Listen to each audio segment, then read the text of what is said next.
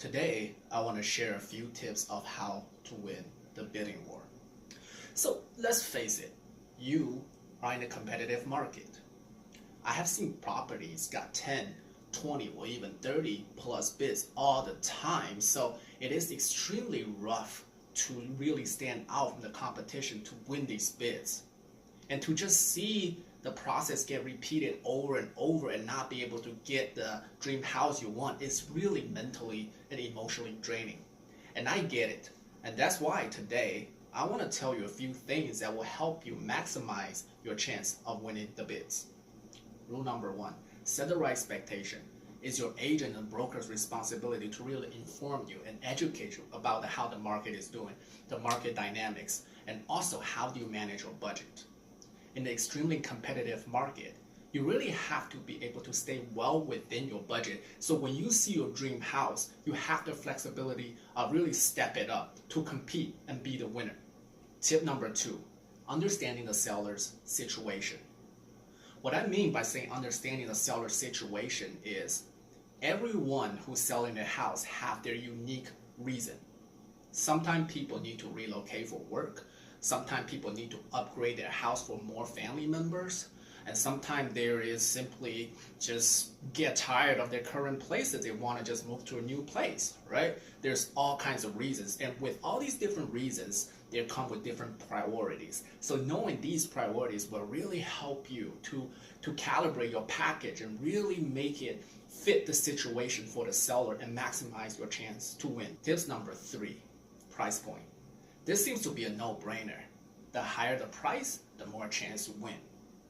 That's only partially right, because as a buyer agent, we also have to make sure our clients don't overpay for the property. Our job is to figure out the price that's just enough to get the property, or a slightly higher than the next highest price. A lot of time we use CMA, comparative market analysis, just to look at a similar transaction in the recent period of time and make a conclusion about what's a reasonable price.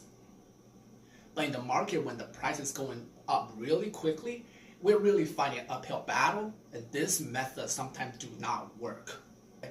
Think about it. If you look at the transaction history last month or 2 months ago, price at that time has already been exceeded, right? So we really have to use our experience, but more importantly, here's the tips. You really have to communicate with a seller agent, right? Trying to extract as much information as you can from the other party.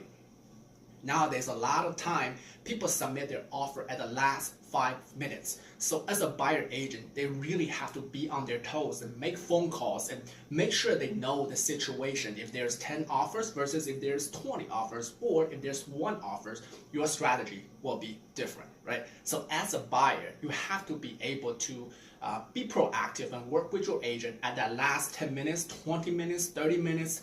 Depending on how much you like the property, you work out the optimal price at that short amount of time. So that's very important. Communication of your buyer agent with the seller agent. Tip number 4, look at the whole package. Like I said earlier, all the sellers sell their property for different reasons, right? So you really want to understand their initiatives and try to calibrate your offer to best meet their situation.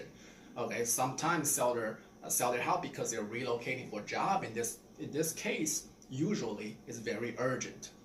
So if you could offer a very quick closing, that will maximize your chance. Or if you could do cash, you might be able to snatch the property with a very low price, right? But say if the seller is just simply sell their house with no really urgent deadline, maybe they want to go with the highest price. Doesn't matter if it needs a mortgage or not, right? So it really depends on the situation. And also, you have to understand incentives of the seller agent. For the seller agents, to their best interest, they want to close a property, right? Think about it. If they accept an offer which is $20,000 higher than the offer they know they can close for sure, for the agent himself or herself, they're really only getting paid a little bit more, right? The difference is really that $20,000 times the commission cost, probably 2.5% or 2%. So it's not really that much. For the agent, their incentive is to pick out the best package that has the highest chance of closing. right? So when you reverse engineer, you can try to present such a package that give them such impression so you will maximize your chance of winning. Tip number 5, cover letter. That's one of those things.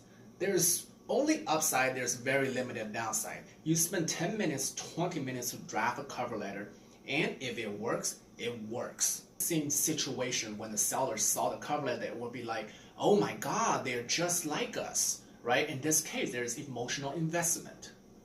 What's the worst case? Worst case, they look at the cover letter, they'll be like, okay, well they just toss it away, right? There's really not much downside to write a cover letter. So that's another tips of maximize your chance. Tip number 6, luck.